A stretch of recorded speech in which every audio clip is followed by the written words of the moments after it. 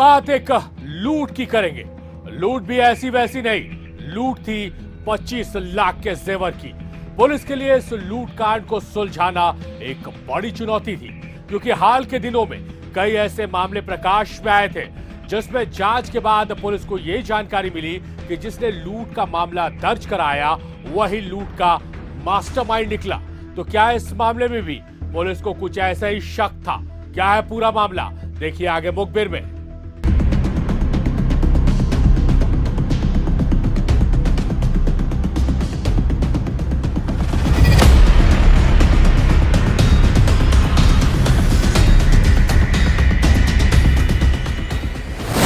रांची में हुई लूट की एक बड़ी घटना।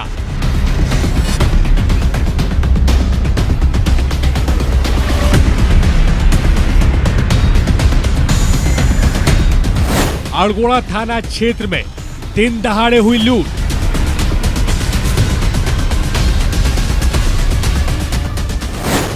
जेवर व्यवसायी से लूट लिए गए 25 लाख के जेवरात।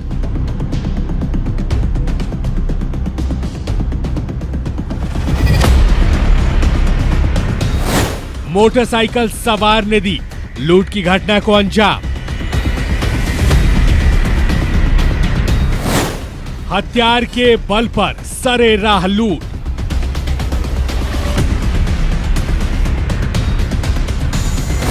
कोलकाता से जेवर लेकर लौट रहे थे जेवर व्यवसायी।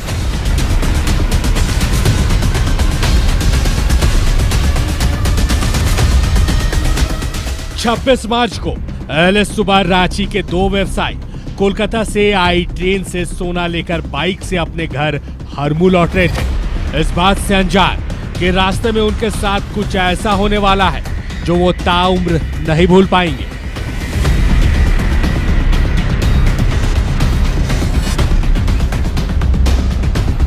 जैसे ही वो हरमू मुक्तिधाम पहुंचते हैं, पीछे से पल्सर बाइक से आ रहे 3 अपराधी उन्हें रोकते हैं।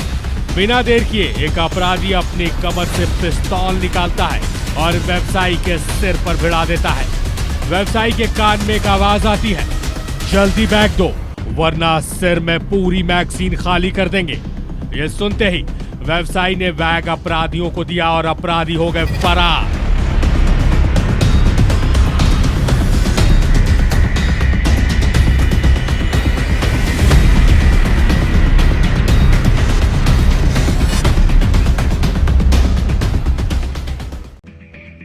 सरेराह राजधानी की सड़कों पर लूट हुई थी।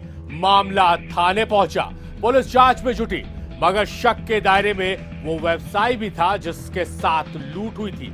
वजह साफ थी, हाल के दिनों में कुछ ऐसे मामले थे जिसमें जब जांच हुई तो पता चला कि पीड़ित या तो झूठ बोल रहा है या खुद पीड़ित ही आरोपी निकला। मगर पुलिस कोई भी रिस्क लेने के मूड में नहीं थी। पूरे इलाके का सीसीटीवी फुटेज खंगाला जाने लगा और फिर क्या हुआ देखिए आगे मुखबिर में।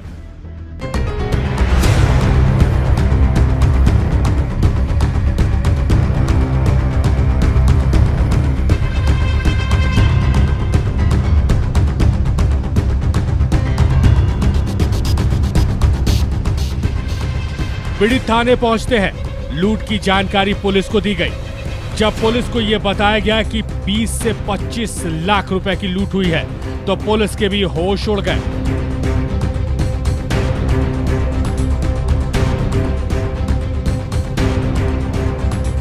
व्यवसायियों से सवाल किए जाने लगे।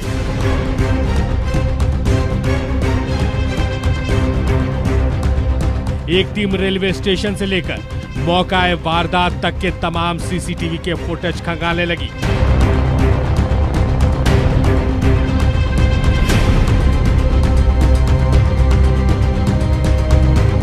से हम लोग आ रहे थे, सामान बनने के लिए हम लोग दिए थे, ज्वेलरी बनने के लिए दिए थे, उसी को लाने के लिए हम लोग गए हुए थे। सहजानंद होते हुए हम लोग अपना हरमू विद्यानगर के लिए आ रहे थे। उसी क्रम में 3 बदमाशों ने जो पल्सर गाड़ी से वो आए और पिस्टल माथा पर लगा दिए और यह क्रम में बेग दे करने लग गया। कि सामान बैग छीना और वो निकल। कितना था गोल्ड कितना था? लगभग 18-20 लाख के आसपास अनुमानित हम लोगों का गोश्त था। हम लोग स्टेशन से पिकअप करके आ रहे थे, तो सजानंद चौक पास से होते हुए आ रहे थे और फिर आपका कार्तिकपुराम चौक से पहले एक तो मुड़ान है, वहाँ पे मुड़े तो फिर तीन लड़के थे सर, पल्सर से थे। 2 ठो उतर गए, एक गाड़ी स्टार्ट किया हुआ था, एक जो लड़का था लंबे सा था, वो पीछे आदमी था, उसको गिरा के पटक के बैग ले लिया था और हमको सामान अड़ा के मैं गाड़ी की चाबी छीन लिया और पॉकेट चेक किया, उनका भी पॉकेट चेक किया, फिर भाग गया। सुबह करीब 7:30 बजे कलकत्ता से कुछ सोने का ऑर्नामेंट्स लेकर के लोग आ रहे थे और संभवतः रेलवे स्टेशन के पास से पीछा किया गया। खाली जगह देख करके कार्तिकपुराम और मोतीधाम के बीच में से लूट लिए गए 3 व्यक्ति थे। छानबीन चल रही है।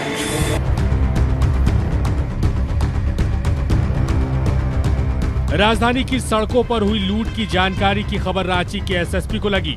आनन फानन में सिटी एसपी के नेतृत्व में टीम का गठन किया गया।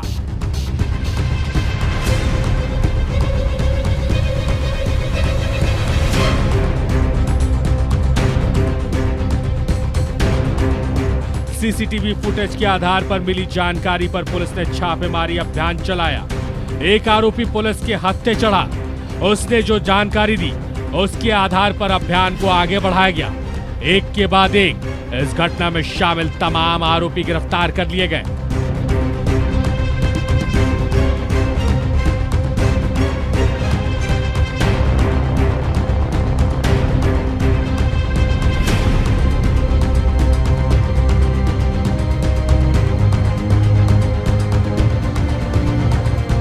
दरअसल व्यवसायी के एक नजदीकी ने अपने दोस्त को जेवर लेकर आने की बात बताई थी। इसकी जानकारी उसने अपने दोस्त को दी, फिर उसने अपने दोस्त को, और ऐसे करते करते बन गई अपराध की योजना।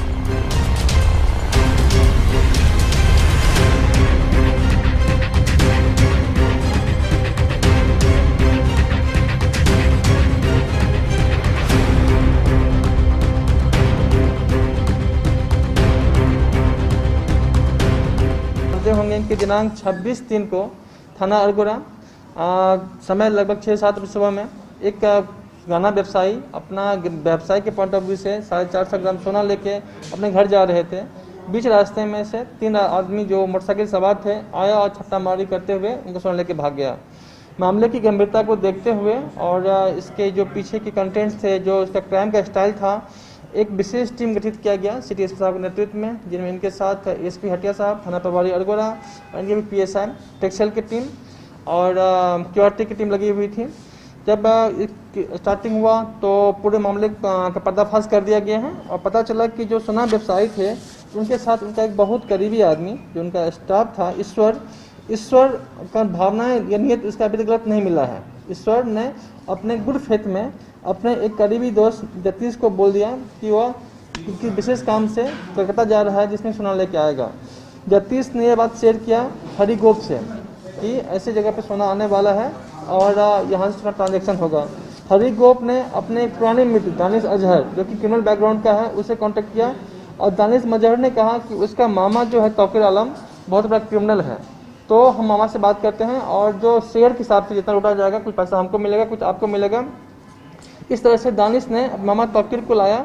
तौकीर जो है वो दिनेश प्रजापति नाम के उसके दोस्त के घर में मीटिंग किया, प्लानिंग किया, रेस्क्यू ऑपरेशन, रेक्की वगैरह सब विचार किया। उसके बाद जब प्लानिंग फिक्स हो गया तो करण, तौकीर और असलम के द्वारा जो फर्स्ट मोटरसाइकिल पर आप 3 पिक्चर देख पा रहे होंगे, इन 3 व्यक्ति के थे। एक टीम ने रेक्की किया और दूसरे पार्टी के द्वारा उस पर बस उसका स्नैचिंग किया गया। बहुत वेल प्लान तरीके से इसको वो किया गया था, ड्राफ्ट किया गया था इस पूरे क्रिमिनल कंस्पायरेसी को। बट जैसे आप जानते हैं कि बहुत बेस्ट टीम लगी हुई थी और हमारे पास पूरा डॉक्यूमेंट्स, इसका जितना एविडेंस होना चाहिए, कान में जो मोटरसाइकिल था उसकी बरामदगी की गई है, स्कूटी की बरामदगी की गई है, मोबाइल 8 बरामद हुआ है और जूते हेलमेट सब बरामद हुआ है। सबसे उल्लेखनीय चीज़ ये है कि गाना व्यवसाय के द्वारा कारण लूट के FIR के समय 21 लाख का बताया गया था, जब अनुसंधान में वो सोना 25 लाख का मिला।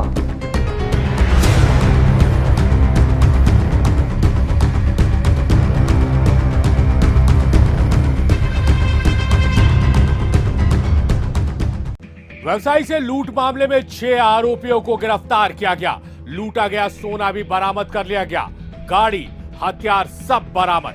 मामला समाप्त। जी नहीं, असली खेल तो यहां से शुरू हुआ। इस लूटकांड का मास्टरमाइंड था तौकीर आलम। कौन है तौकीर, जानने के लिए आगे इस रिपोर्ट को देखिए। रांची के इटकी का रहने वाला तौकीर आलम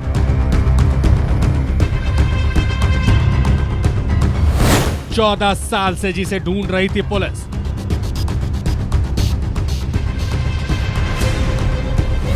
वो छुपा बैठा था नया सराय में।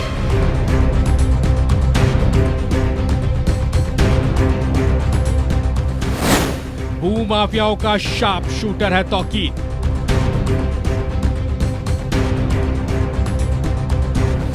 – 2009 में राजू धानुका को मारी थी गोली।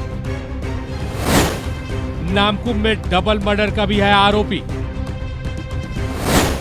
एक समय आतंक का दूसरा नाम था तौकीर।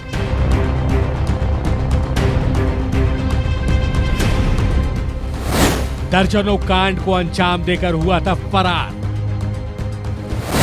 अनसुलझे मामलों से अब उठेगा पर्दा।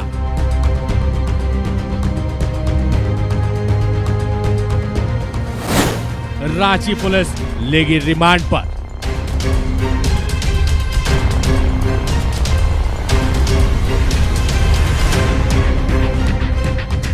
बस तौकीर आलम की अरेस्टिंग को लेकर और महत्वपूर्ण हो जाता है। जैसा कि आप सब जानते होंगे कि ये 14 साल से फरार अभियुक्त था, अभी तक इसकी अरेस्टिंग नहीं हुई थी और पहले के पूर्व में बहुत सारे केसेस हैं जिसके साथ इसको जोड़ा जाता है। धानुका हत्याकांड नाम इसका आया है, नामकुम में जो सिंह भाइयों के डबल मर्डर केस हुआ था उसमें नाम इसका आया है और बहुत सारे केसेस हैं जिसका कि अभी संपुष्टि करना शेष है। अभी ऑफिशियल बोलना उचित नहीं रहेगा। एक बार हम रिमांड पर लाते हैं, उसके बाद मैं उम्मीद करता हूँ रांची के पुराने जितने भी केसेस हैं, जो हाई प्रोफाइल मर्डर केस हुआ है, डबल ट्रिपल किलिंग हुआ है, उसका उद्भेदन क्षमता मिलेगी।